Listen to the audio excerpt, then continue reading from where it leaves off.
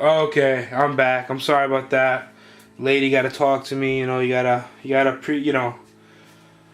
you don't answer, she's gonna think you're cheating on her or something. No, I'm joking. Anyways, so yeah, I got a few females that are ready to go. Here's another one. She's ovulated and she's shed and she's bright and she's gonna be laying. Actually, she's gonna be my first one to lay. Her lay date is May 17th. So another 14 days. I'll have, I think, 8 eggs out of her. That's what I felt, but it could be more, it could be less. I'm not exactly sure. I got some updates.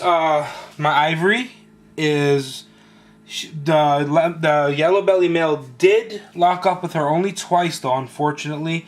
So why not make yellow belly pastels?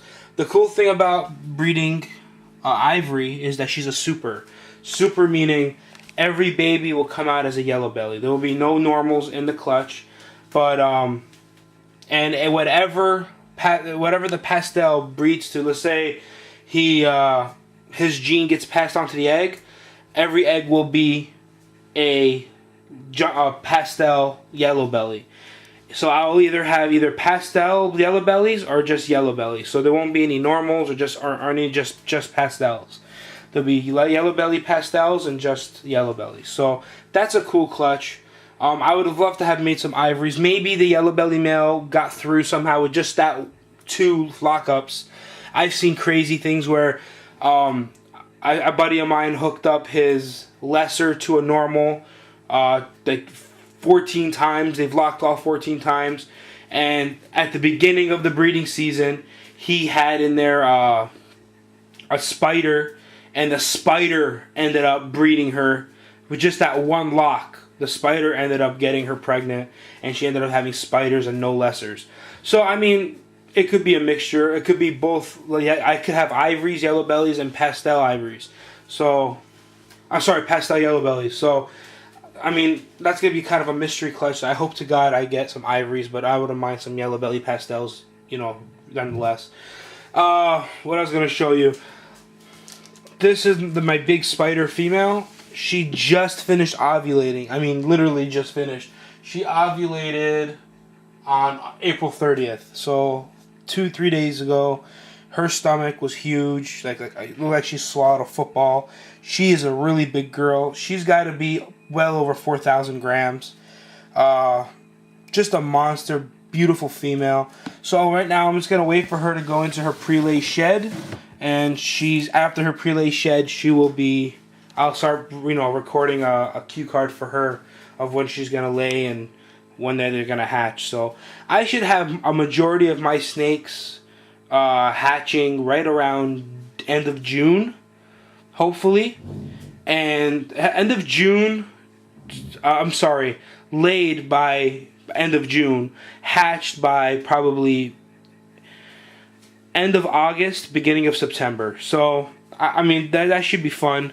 I probably won't make it for the Reptile Expo Breeders Expo in Toronto because I'll probably be too busy hatching out snakes and, taking care of them. So, but hopefully for the other shows, I'm going to try to reserve myself a table at the shows and try to breed some snakes. And again, if you guys are interested in some snakes, I know I said it before, I'm not going to charge an arm and a leg. Like for a yellow belly pastel, I think they're going for like $800-900 for a male and like $1,500 for a female. I'll give it to you for $500 for a male and $1,000 for a female. Even though the females are worth about $1,500 just for a baby yellow belly pastel. So I'm gonna hook you guys up. The ivories, I'm not gonna sell them for $2,000. I'm gonna sell them for about $1,500. $1,000 to $1,500, depending male or female, and depending how nice they are. I'm not gonna charge an arm and a leg for animals that it's just not worth me charging so much money because I don't have a lot of animals. So it doesn't take much for me to take care of these guys. That's pretty much it. I'm going to start breeding my own rats as well, so that's going to be another plus thing for me. I did get some new pastel females. This one's in shed. They're 09s, but they're probably about 400 grams now. They're good eaters. They're really, really, really, really good eaters. I've never had a problem with them eating. They are really nice that they're all in shed for some reason, which is cool, I think. They all go into shed right around the same time. They all go in shed right around the same time, they defecate at the same time and everything. So that's pretty cool because babies are pretty much on a schedule. It's the adults that really vary on when they're going to be shedding and or not. I got my mystery female right here. She's just in her shed now. I'm not sure if I missed her ovulation or if she still has to ovulate.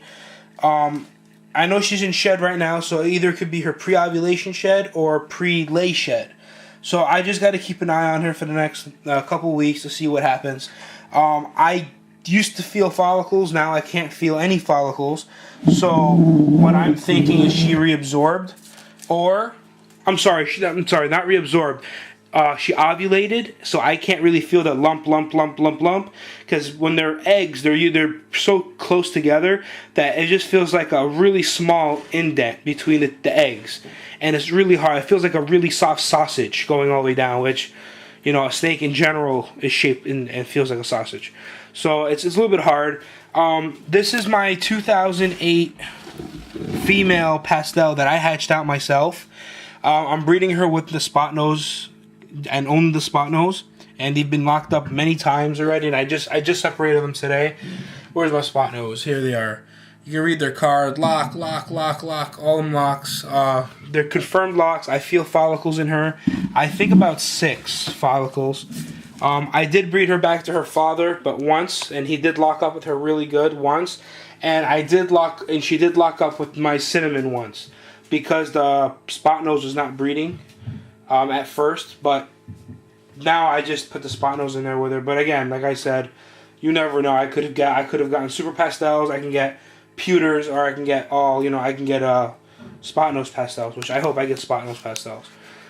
And that's pretty much it. Unfortunately, a couple months ago, I did have a ball python pass away on me. She was a big older snake. She's probably about 15 or 16 years old. Which yeah, it is an older snake, but not, where it should have died. I just woke up one day and she just was dead. It happens. I mean, my snakes are all healthy. I know they are. I've never had a problem with them. It's just, some snakes live longer than others, and you can have, the healthiest snakes, but sometimes, health problems just kill them too quick, or God knows. I don't know.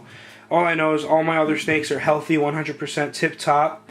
They're all young, except for one snake, which is this one right here. She's an older snake. She's probably the first ball python I've ever gotten. Her name is Shelly, if you remember her from the cards. This is her first year producing for me, believe it or not. She is ready to. She's gonna be. Her pre-lay shed was 26. Her lay date is May 26th. So. She's my oldest snake. I think I got her in 92 or 93, and she now 2010. She's an old girl, really old girl, and this is her first year producing for me. Just to show you that, I mean, you have one snake that's way older than the other one, and she's perfectly healthy, and she's about to produce a beautiful clutch for me. So it's just stuff like that. I'm going to come back with more updates, and I'm going to come back with if any more ovulations happen in my collection, which I don't think there will be, except for the ivory, the small pastel, jungle pastel female, maybe my Mojave female. I've been breeding her with the spider. My Mojave male does not want to breed this year. Go figure. And so I might make making some spider Mojaves. That'd be a beautiful combination right there. I do have a het pied with a buddy of mine who will be helping me produce pieds, because he does have a pied male, so hopefully that works out for me. Other than that, everything looks great. Everything looks good. My snakes are doing good. Everyone's shedding and eating fine. So I'm going to come back to you guys with some more videos. I want to thank you guys who subscribe to my videos. I will be producing more within my reasonable time, and I'm really busy these days. So okay, I'm going to come back to you guys with more videos, so stay tuned and look forward to seeing some baby snakes soon. Alright guys, bye.